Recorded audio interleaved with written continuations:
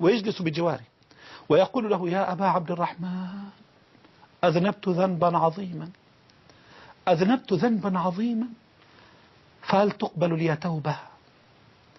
حينئذ أوشح، يعني أعرض، وقام عطيه ظهره كده، ثم عاد فنظر إليه. لا ما اتكلمش، لما أوشح ويعطله ظهره ما في كلام. فعاد فنظر إليه فرأى العينين قد ملئتا بالدموع، يعني انهمرت الدموع من عينيه. بعد ما سأل السؤال فضل يبكي يبكي يبكي يبكي.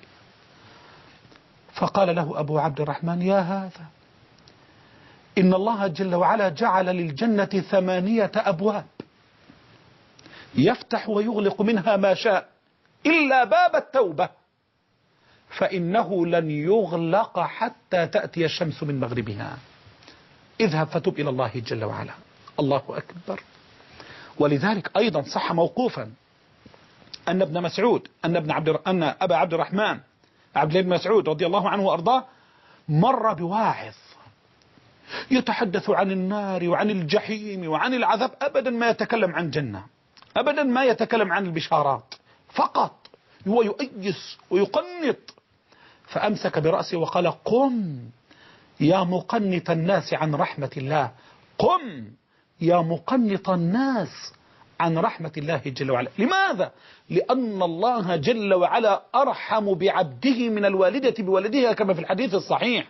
لأن الله أرحم بعبده من الوالدة بولدها. الله أرحم بهذه الأمة من محمد صلى الله عليه وسلم، من النبي نفسه. شوف ربنا يقول في النبي إيه؟ لقد جاءكم رسول من أنفسكم عزيز عليه ما عنتم حريص عليكم بالمؤمنين رؤوف رحيم. أهو مش بعد كده بس، ربنا بقى أرحم بالأمة، أرحم بعباده من الوالدة بولدها.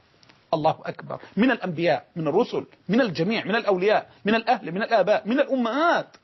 ولذلك يقول: ورحمتي. الله أكبر، الله أكبر.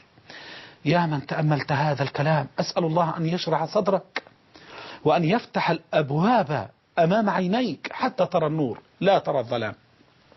طيب، إما نجيب الحديث اللي بعد كده، يقول إيه صلى الله عليه وسلم: لو لم تذنبوا وتستغفروا الله لذهب الله بكم وأتى بقوم يذنبون ثم يستغفرون الله فيغفر لهم. لماذا؟ لأن الإنسان خلق ضعيفا، لأن الإنسان يا جماعة لأن الإنسان خلق ضعيفا. ثانيا، ما جعل الله للإنسان من عصمة أبدا تراوده الشهوات تلو الشهوات والعياذ برب البريات. ما جعل له من عصمة، فإن العصمة للأنبياء والرسل والملائكة، وانتهت العصمة بموت محمد صلى الله عليه وسلم. ولذلك يقول صلى الله عليه وسلم: كل بني آدم خطاء وخير الخطائين التوابون.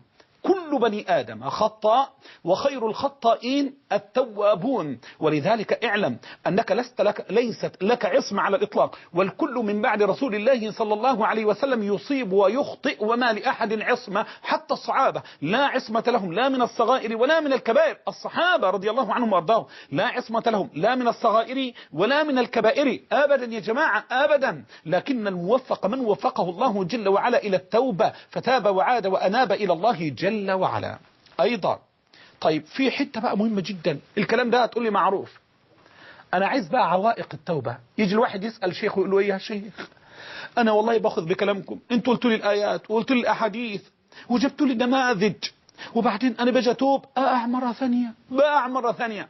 واحدة تيجي تقول: والله أنا بحاول وببكي وبندم وأقع مرة ثانية، أنا بقعد أتكلم في حق الناس وأقول فلانة عملت وفلانة تركت وأتوب وأبكي وأعود مرة ثانية ومرة ثالثة. ولا يقول لك: والله يا أخي أنا بعد عكس النساء وقابل فلانة وفعلت مع فلانة ووقعت في الفاحش وأرجع مرة ثانية وثالثة والرابع. يقول لك: أنا والله يا أخي بتعامل بالربا وباكل الربا وببكي بس برجع مرة ثانية.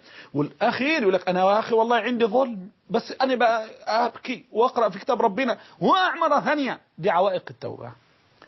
يوم أحيانا الشيخ يقول للواحد من دول: إيه بس استمسك بالله وابكي يا أخي وأقرأ كتاب الله جل وعلا واقرأ سنة النبي صلى الله عليه وسلم وعليه. طبعا كلام طيب، لكن ما إجابة، ما إجابة ولا في موضع على الإطلاق.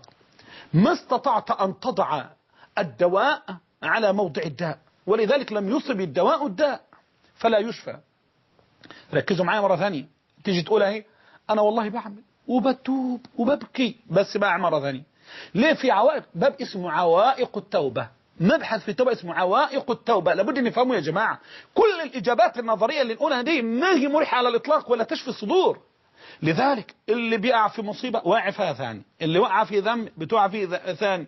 احنا عايزين نعرف ايه عوائق التوبة. التوبة لها عوائق لابد نفهمها. أول عائق يا جماعة رفقة السوء.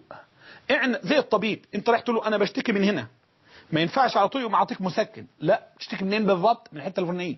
طب الالم اللي بتشعر به دي الم ايه بالضبط؟ كذا. طب الالم دي بيجي لك في اوقات ايه وايه؟ يفضل لغايه ما يشخص ويضع الدواء. كذلك الشيخ او العالم بمثابه الطبيب للعليل، هو طالب العلم او المذنب. ولذلك شوف اسمع معايا الحته دي اهو.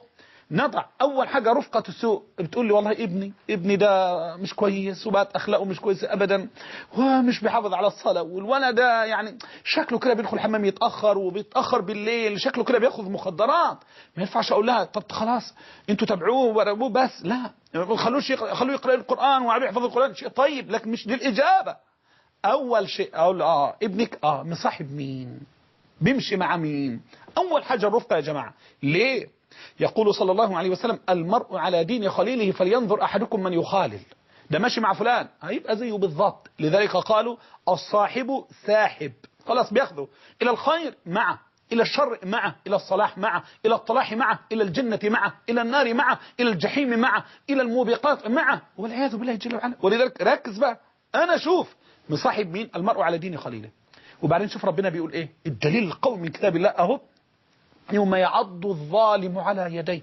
يوم القيامة يا جماعة، في يوم القيامة، في يوم الحسرة والندامة، في يوم الواقعة، في يوم القارعة، في يوم القاضية، في يوم القصاص، في يوم الجزاء، في يوم تكشف فيه الأستار وتفضح فيه الأسرار. اللي عاملة شريفة وعاملة مؤدبة جدا واللي بتمشي خجولة وكانت والعياذ بالله بتفعل الفاحشة، لا تفضح على رؤوس الأشهاد. يراها والدها وتراها أمها إن لم تكن قد تابت من ذلك، ويراها القريب والبعيد.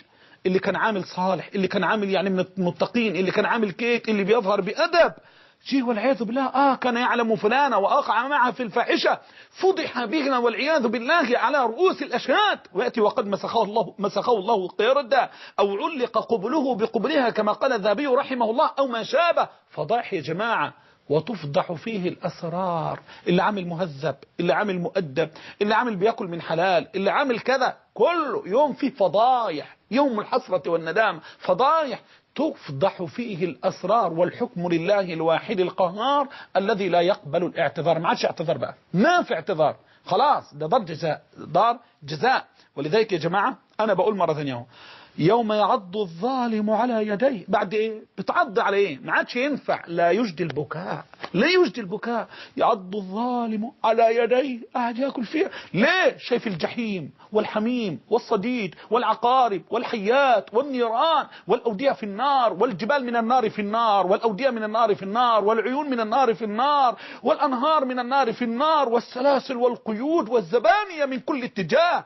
وقد غضب الله غضبا لم يغضب مثله قط. يعض الظالم أو يوم يعض الظالم على يديه يقول يا ليتني اتخذت مع الرسول سبيلا، يا ويلتى. بعد ايه؟ بعد ايه؟ أو يا ويلتى ليتني لم اتخذ فلانا خليلا، ليتني لم اتخذ فلانا خليلا. يا ريتني ما صاحبت فلان، يا ريتني ما صديقت فلان. هو الذي اخذني الى السهرات الحمراء، هو الذي سقاني الخمور، هو الذي شجعني على الفجور، هو الذي جعلني ارتكب الفجور، هو الذي جعلني افعل الفاحشه، هو الذي اخذني للنساء، هو الذي اخذني للكذب، هو الذي اخذني لمجالس الغيبه.